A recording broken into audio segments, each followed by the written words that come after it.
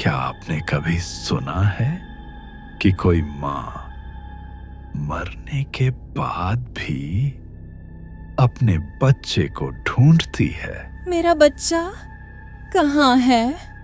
ये कहानी है बेलपुर गांव की, जहां दिन में सब सामान्य है, लेकिन रात सब कुछ बदल देती है। गांव के आखिरी छोर पर एक घर, जहां से ये डर शुरू हुआ। जल्दी कर, हाथ पैर नहीं चलते क्या? जी माँ जी। अंजलि की जिंदगी उसके ससुराल में किसी बुरे सपने से कम नहीं थी। सुबह होते ही उसे काम में लगा दिया जाता। बिना रुके, बिना थके पूरे घर का सारा काम उसी से करवाया जाता था। वह सुबह से लेकर रात तक बस काम ही करती रहती, रसोई, सफाई, पानी भरना, कपड़े धोना। लेकिन उसके काम की कभी कोई कद्र नहीं होती थी। उसे ठीक से खाना तक नहीं दिया जाता था। कई बार तो वह भूखी ही सो जाती। उसकी आंखों में आंसू होते, लेकिन उसके दर्द को समझने वाला कोई नहीं था। छोटी छोटी बातों पर उसे डांटा जाता और कई बार तो बेरहमी से मारा भी जाता। वह चीखती, रोती, लेकिन उसकी आवाज उन चार दीवारों के बाहर कभी नहीं जाती थी। रात को जब सब सो जाते, तब अंजलि चुपचाप एक कोने में बैठकर रोती रहती, अपने पेट पर हाथ रखकर अपने बच्चे से बात करती। बस तू ठीक रहना, मैं सब सह लूंगी। उसकी दुनिया अब सिर्फ उसका बच्चा था। वही उसकी आखिरी उम्मीद थी। लेकिन उसके ससुराल वालों के लिए वह सिर्फ एक काम करने वाली औरत थी, जिसकी कोई इज्जत नहीं, कोई कीमत नहीं। दिन बीतते गए, दर्द बढ़ता गया और उस घर की दीवारों में जैसे उसके आंसू और उसकी चीखें कैद होती चली गईं। लेकिन अंजलि को नहीं पता था कि उसका ये दर्द, ये अन्याय एक दिन कुछ ऐसा जन्म देगा जो सब कुछ बदल देगा।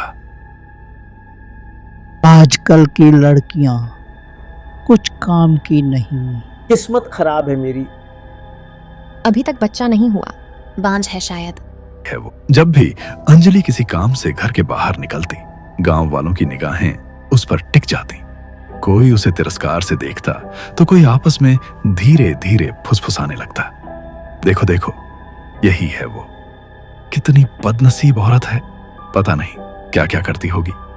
ऐसी बातें उसके कानों में साफ साफ पड़ती और हर शब्द उसके दिल को चीर देता।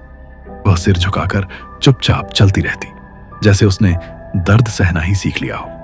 कभी कभी कुछ लोग उसके सामने ही उसे बुरा भला कह देते। अरे, इसके घर का हाल तो सबको पता है। ये औरत तो अपशकुन है, जहां जाती है दुख ही लाती है। अंजलि कुछ नहीं कहती, बस अपनी आंखों में आंसू छिपाकर आगे बढ़ जाती।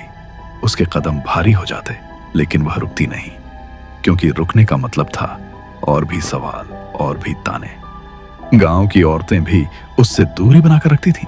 कोई उससे बात नहीं करता, कोई उसका हाल नहीं पूछता, जैसे वह इस समाज का हिस्सा ही ना हो। हर दिन, हर कदम पर उसे यह एहसास दिलाया जाता कि वह अकेली है, बिल्कुल अकेली।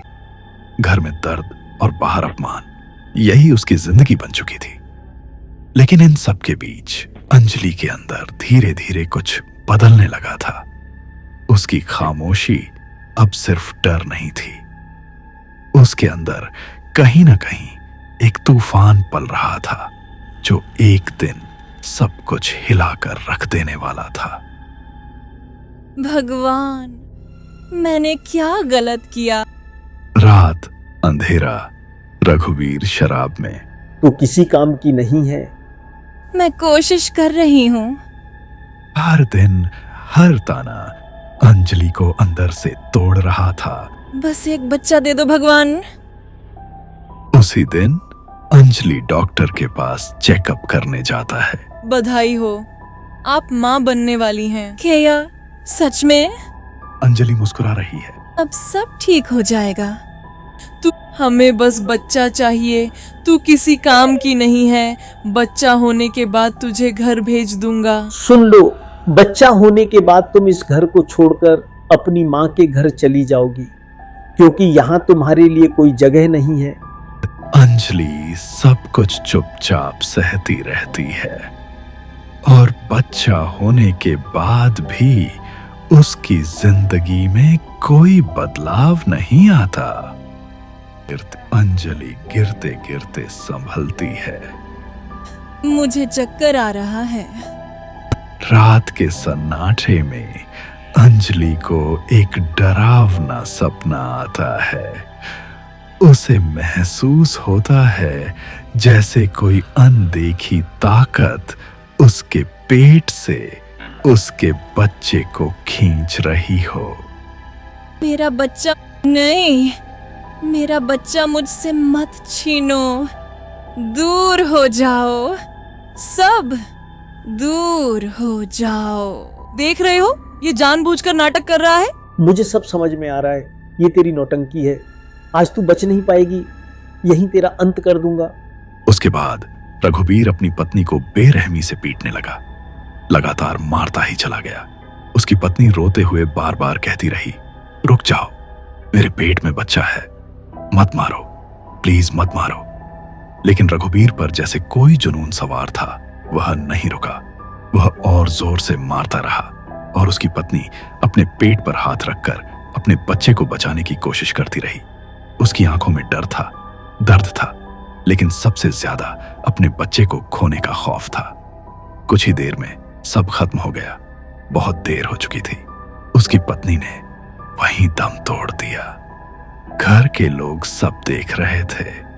उसके सास ससुर भी वहीं खड़े थे, लेकिन किसी ने कुछ नहीं कहा।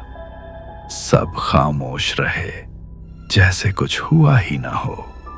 इसे यहाँ नहीं छोड़ सकते। अगर किसी को पता चल गया तो सब खत्म हो जाएगा। रात होने से पहले इसे कहीं दूर ले जाकर दफना दो। और याद रखना, ये राज कभी बाहर नहीं आना चाहिए। रघु अपनी पत्नी के निर्जीव शरीर को घसीटते हुए घर के पीछे वाले सुनसान खेत की ओर ले गया। चारों तरफ गहरा अंधेरा छाया हुआ था। हवा भी अजीब सी सरसराहट कर रही थी, जैसे कोई अनजानी चेतावनी दे रही हो। वह बार बार पीछे मुड़कर देखता। उसे ऐसा लग रहा था जैसे कोई उसकी हर हरकत पर नजर रख रहा हो। दिल जोर जोर से धड़क रहा था और हाथ बुरी तरह कांप रहे थे। कांपते हाथों से उसने मिट्टी खोदनी शुरू की। हर फावड़े के साथ उसका डर और गहरा होता जा रहा था। पसीना उसके चेहरे से टपक रहा था, जबकि रात की हवा ठंडी थी। जैसे ही उसने गड्ढा थोड़ा गहरा किया, अचानक उसे ऐसा महसूस हुआ जैसे किसी ने उसके पीछे से धीमे से फुसफुसाया, रघु। वह एकदम से ठिठक गया। उसकी सांसें रुक सी गईं। धीरे धीरे उसने पीछे मुड़कर देखा, लेकिन वहां कोई नहीं था।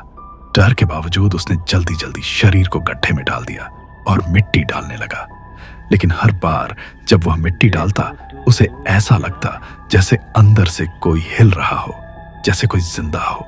उसके हाथ और तेज कांपने लगे। दिल में एक ही डर था, क्या सच में सब खत्म हो गया है या कुछ अभी बाकी है? दुनिया नीचे जमीन में सब कुछ खत्म हो चुका था। ऊपर की दुनिया में हर दिन सामान्य बीत रहा था, लेकिन 7वें दिन उस शांत जमीन के अंदर कुछ हिलने लगा, जैसे मौत के बाद भी किसी की कहानी अभी बाकी हो। लेकिन 7वें दिन सब कुछ बदल गया। वही जमीन जो अब तक शांत थी, अचानक कुछ अलग लगने लगी। गांव के बरगद के पास किसी बच्चा रो रहा था अपने मां के गोद में, बहुत जोर जोर से।